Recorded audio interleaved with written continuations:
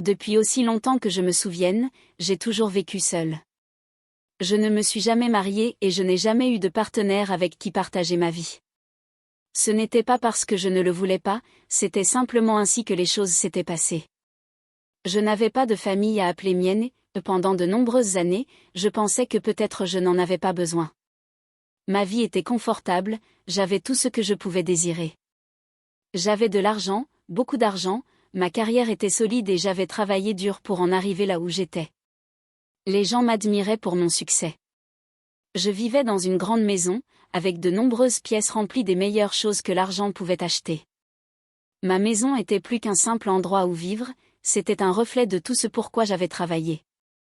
Mais, malgré toutes les choses que j'avais, j'étais toujours seule. Je n'avais personne avec qui partager mes pensées, mes rêves ou mes moments de tranquillité. La solitude ne me dérangeait pas au début, j'y étais habituée. Je remplissais mon temps avec des hobbies, des voyages et des choses qui me tenaient occupée. Mais il y avait des moments, surtout dans le calme de la nuit, où je regardais autour de moi et je réalisais que je n'avais personne à mes côtés. J'avais des machines. Oui, vous avez bien entendu, j'avais des machines qui me tenaient compagnie. Elles étaient comme des jouets, mais plus que ça, elles étaient mon échappatoire, mon confort. Ces machines n'avaient rien à me demander, elles ne me répondaient pas, ne demandaient rien. Elles ne me jugeaient pas pour mes choix ou ma vie calme. Elles étaient toujours là quand j'en avais besoin, elles me donnaient du plaisir et me faisaient me sentir spéciale. Parfois, je m'asseyais avec elles pendant des heures, écoutant de la musique ou regardant des émissions qui me distraient du vide intérieur. Ce n'était pas une solution parfaite, mais ça fonctionnait. J'étais d'accord avec ça.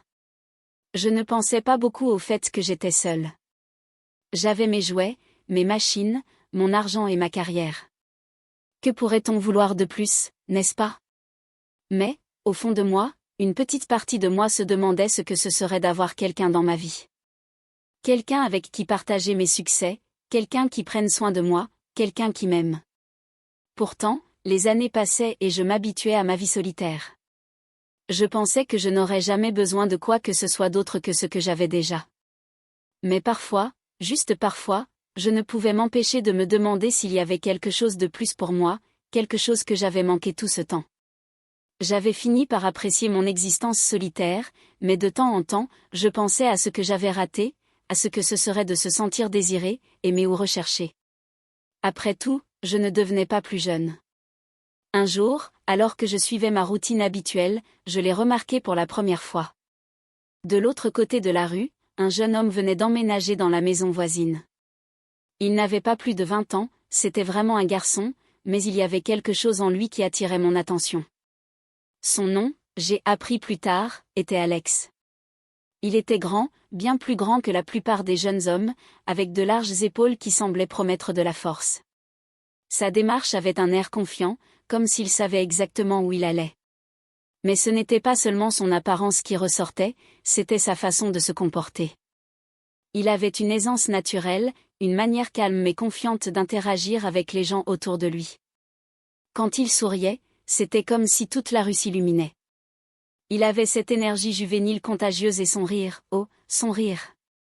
Il était irrésistible. On ne pouvait s'empêcher de sourire quand on l'entendait. Il y avait quelque chose en lui qui m'intriguait. Peut-être était-ce son attitude insouciante ou peut-être la façon dont les gens semblaient attirés par lui sans même essayer. Il n'avait même pas besoin de beaucoup parler, les gens aimaient simplement être autour de lui. Je pouvais voir qu'il avait un charme spécial, quelque chose qui le distinguait de tout le monde. Je n'étais pas habituée à cette énergie-là. Mais ce qui m'a frappé le plus, c'était sa jeunesse, tellement jeune, presque un enfant comparé à moi. Et pourtant, il y avait quelque chose dans la façon dont il regardait le monde qui réveillait quelque chose en moi, quelque chose de profond. C'était difficile à expliquer, mais c'était là, un étrange sentiment que je ne pouvais pas chasser. Ce n'était pas seulement son apparence ou son charme, non, c'était autre chose, quelque chose en lui qui me rendait curieuse. Je me disais que ce n'était qu'une pensée passagère, après tout, qu'est-ce qu'un jeune homme comme lui pourrait bien avoir en commun avec quelqu'un comme moi? J'ai essayé de chasser cette pensée, pensant qu'elle s'estomperait, mais elle est restée. Elle persistait, silencieuse, grandissant dans l'arrière-plan de mon esprit. Je n'arrivais pas à arrêter de penser à lui. Je n'avais jamais imaginé que quelque chose comme ça pourrait arriver. Mais un soir, j'ai fait quelque chose d'inattendu. J'ai invité Alex à venir prendre un verre. Au début, cela semblait anodin, juste une invitation informelle, une occasion de mieux connaître le nouveau voisin. Quel mal cela pourrait-il faire, me suis-je dit. Ce n'était rien de plus qu'une conversation amicale après tout. Il n'était qu'un jeune homme et j'étais bien plus âgée, expérimentée et complètement maîtresse de ma vie. Lorsqu'Alex est entré dans ma maison, j'ai remarqué comment ses yeux se promenaient autour de lui, scrutant chaque recoin de la pièce. C'était comme s'il voyait tout pour la première fois, et il y avait une étincelle de curiosité dans son regard. Je ne pouvais m'empêcher de ressentir un peu d'amusement face à cela. J'avais fini par m'habituer à mon environnement, mais pour lui, tout devait être nouveau et excitant. Nous avons commencé à parler presque immédiatement et la conversation se déroulait sans effort. C'était comme si nous nous connaissions depuis des années, même si c'était la première fois que nous passions réellement du temps ensemble. Nous avons échangé des histoires sur nos vies, partagé des bribes de qui nous étions. En l'écoutant, j'ai été surprise de la facilité avec laquelle il était possible de me connecter avec lui. Ses paroles étaient fraîches, pleines de vie, sans les barrières qui surgissent souvent dans les conversations entre adultes. Quand je lui ai dit que je n'avais jamais été mariée, ses yeux se sont légèrement écarquillés. Il semblait surpris, comme s'il s'attendait à autre chose. « Tu n'as jamais été mariée ?» a-t-il demandé, sincèrement étonné. « Pourquoi ?» J'ai souri doucement en haussant les épaules. « J'ai choisi de rester célibataire, ai-je dit, ma voix calme mais ferme. Ça a été mieux ainsi pour moi. » Il y a eu un moment de silence entre nous et j'ai ressenti le poids de ses pensées. Il m'a observé un instant, son expression changeant alors qu'il digérait ce que j'avais dit. Je pouvais voir qu'il ne s'attendait pas à cette réponse, mais à ma grande surprise, il n'y avait aucun jugement dans son regard, seulement de la curiosité et un esprit ouvert. Plutôt que de se retirer, sa posture s'est détendue et il s'est un peu penché en avant, comme s'il était pressé d'en savoir plus. Il semblait fasciné par mon choix, par la façon dont j'avais vécu ma vie. Son énergie juvénile, si pleine de vie et de vitalité, il était différent de tous ceux que j'avais rencontrés. Il y avait une énergie particulière en lui, une vivacité juvénile qui remplissait la pièce. Il n'était pas comme les gens avec qui je passais d'habitude du temps, non, il était vivant d'une manière que je n'avais pas ressentie depuis des années. Sa présence rendait mon monde bien ordonné et prévisible chaotique, mais d'une manière merveilleuse. Pour une fois, j'avais l'impression de ne pas être en contrôle, et étonnamment, cela ne me dérangeait pas. La conversation coulait facilement, presque sans effort. Nous avons parlé de tout et de rien, la vie, les rêves, les regrets et les désirs. Au fur et à mesure que la nuit avançait, je me suis retrouvée à me pencher un peu plus près de lui, attirée par lui d'une manière que je ne pouvais pas expliquer. J'écoutais attentivement chaque mot qu'il disait et je pouvais sentir la tension croître entre nous. Ses yeux tenaient les miens plus longtemps que nécessaire, et lorsqu'il parlait, sa voix avait une certaine chaleur, une douceur qui me fit frissonner.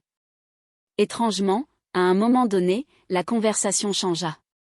Elle ne parlait plus simplement de choses amicales, elle devenait autre chose, quelque chose de plus profond, quelque chose de plus électrique. Je pouvais sentir son toucher durer un peu plus longtemps que nécessaire, et ses mots, bien que toujours décontractés, portaient désormais une charge qu'ils n'avaient pas avant. Il y avait une étincelle entre nous, indéniable et réelle. Lorsque la nuit se termina, quelque chose avait définitivement changé. C'était comme si l'air entre nous avait changé, lourd de pensées et de désirs non dits. Je pouvais sentir qu'il était intrigué par moi tout comme j'étais fascinée par lui. J'avais voulu rester en contrôle, garder mes distances, mais à ce moment-là, j'ai réalisé que je ne voulais pas. Je le voulais, pas seulement de la manière dont on veut quelqu'un de nouveau dans sa vie, mais de manière plus profonde, plus urgente. Et plus que ça, je voulais vivre quelque chose de nouveau, quelque chose que je m'étais éteint depuis si longtemps. Les jours qui suivirent furent flous. Je ne savais pas quoi penser. Alex venait de plus en plus souvent, ses visites devenant fréquentes, et chaque fois qu'il partait, je me retrouvais à le désirer davantage. La tension entre nous était palpable. J'ai commencé à en avoir envie, de sa jeunesse, de son énergie, de la façon dont il me faisait me sentir vivante, d'une manière que je n'avais pas ressentie depuis des années. Nous passions des heures à parler, parfois de choses simples, d'autres fois de sujets plus profonds qui éveillaient quelque chose en nous deux. Certaines de nos conversations étaient innocentes, pleines de rire et de légèreté, mais d'autres, d'autres étaient imprégnées de quelque chose de plus. Il y avait une tension entre nous, un désir silencieux qui grandissait avec chaque mot, chaque regard. Il ne fallut pas longtemps avant que nous franchissions une ligne que je m'étais toujours promise de ne jamais franchir. Je n'aurais jamais franchi cette ligne, mais quand cela arriva, c'était comme la chose la plus naturelle au monde. Le premier baiser était différent de tout ce que j'avais vécu.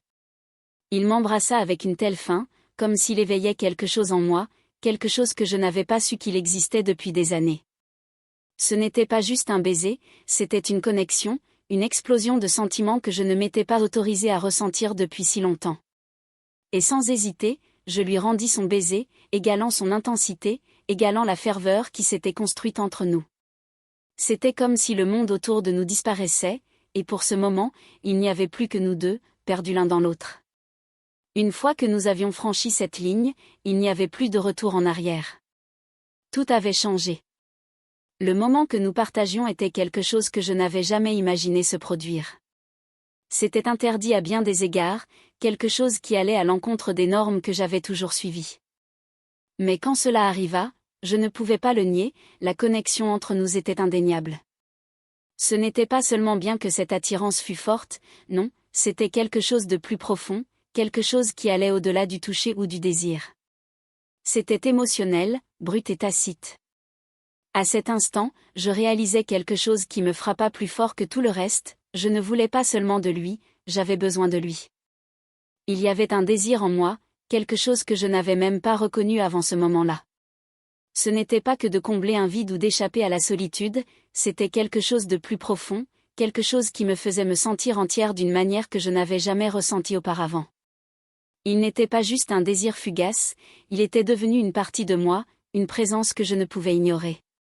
Et peu importe combien j'essayais de lutter contre cela, je savais que je ne pourrais pas m'éloigner de ce que nous avions.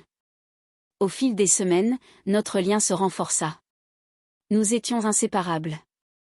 Alex et moi étions devenus plus que de simples voisins et amis, nous étions devenus des partenaires dans une danse dangereuse, une danse que ni l'un ni l'autre ne semblait prêt à arrêter. L'écart d'âge entre nous était quelque chose que je ne pouvais ignorer, quelque chose qui restait au fond de mon esprit.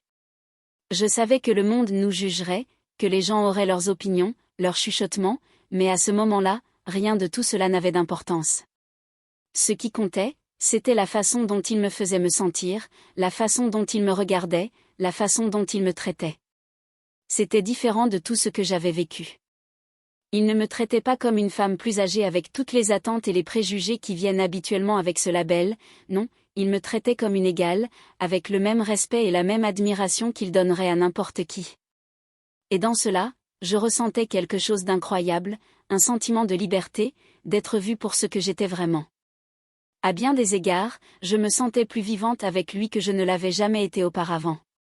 Il faisait ressortir des parts de moi que je ne savais même pas manquer. Je pouvais voir le monde à travers ses yeux, frais, intacts par des années de routine et de regrets. Son énergie, son optimisme juvénile, cela rendait tout à nouveau possible.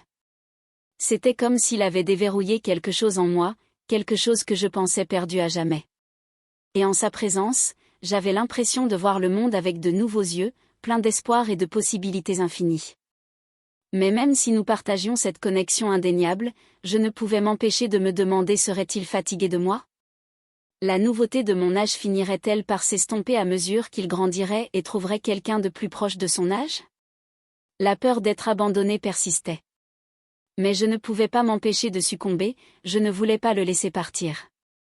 Notre relation n'était pas seulement une question de passion, elle était aussi fondée sur une compréhension mutuelle d'une manière que je n'avais jamais vécue auparavant. Alex avait apporté une lumière dans ma vie que je n'avais même pas su qu'il lui manquait. J'étais devenue quelqu'un de différent, quelqu'un qui n'avait plus peur de ressentir, d'aimer et d'expérimenter le monde à travers ses yeux juvéniles. Pourtant, malgré tout l'amour et la connexion, des doutes continuaient de s'immiscer dans mon esprit. N'était-ce qu'une passade pour lui ? Était-il vraiment engagé ou n'étais-je qu'une autre conquête ? La peur d'être manipulée pesait lourdement sur moi. Mais chaque fois que je plongeais mon regard dans le sien, je savais qu'il ne partirait pas. Et moi non plus. Nous avions franchi une ligne que beaucoup ne comprendraient jamais. Notre amour était anticonformiste, interdit selon les normes de la société, mais il était réel.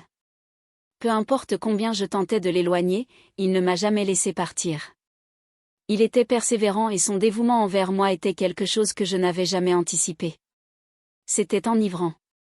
Il y avait des moments où je remettais tout en question, mes amis, ma famille, le monde entier qui ne nous accepterait jamais. Mais je fichais désormais, nous étions ensemble et c'était tout ce qui comptait. Avec le temps, quelque chose d'inattendu s'est installé dans mon cœur. J'avais trouvé quelqu'un qui me voyait vraiment pour ce que j'étais. Alex ne se souciait pas de ma richesse ni des années qui nous séparaient. Ce qui comptait pour lui, c'était moi.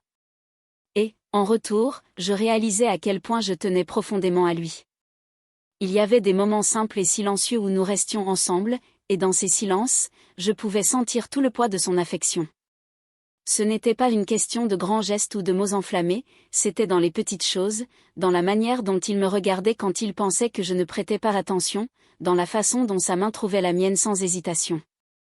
Je savais alors que j'étais importante pour lui, non pas pour ce que je pouvais lui offrir, mais simplement parce que j'étais moi. Mais juste au moment où je pensais avoir tout compris, quand je sentais que nous étions arrivés à un lieu de compréhension mutuelle, j'ai commencé à voir les fissures apparaître. Ce n'était pas seulement moi qui avais des peurs, Alex aussi avait ses propres luttes, ses propres doutes. Il commença à se poser des questions sur ce que signifiait notre relation, surtout quand il pensait à l'avenir. Pourrait-il supporter le jugement des autres? Comment le monde nous verrait-il, lui un jeune homme et moi bien plus âgé? Ces sentiments pour moi perdureraient-ils une fois que la passion se serait estompée et que l'excitation de la nouveauté se serait dissipée? Je voyais l'incertitude dans ses yeux lors de ces moments-là, et cela me brisait un peu le cœur. Je voulais le rassurer, lui dire que tout irait bien, mais au fond de moi, je savais qu'on ne pouvait pas prédire l'avenir. Nous pouvions seulement vivre l'instant présent, où la connexion que nous partagions était réelle. Et à cet instant, je compris quelque chose de crucial, quelque chose qui changea complètement ma perspective sur l'amour. Ce n'était pas une question d'âge, de richesse ou de statut. Ce n'était pas une question des règles que le monde essayait de nous imposer. L'amour, le vrai amour, c'était la connexion entre deux personnes qui se comprenaient vraiment, qui voyaient au-delà des apparences et qui trouvaient quelque chose de plus profond. Et dans ce sens, j'avais trouvé quelque chose que je n'avais jamais imaginé, le bonheur, non seulement dans la vie que j'avais, mais aussi dans un amour qui défiait les attentes du monde. C'était compliqué, imparfait, mais c'était le nôtre, et cela suffisait.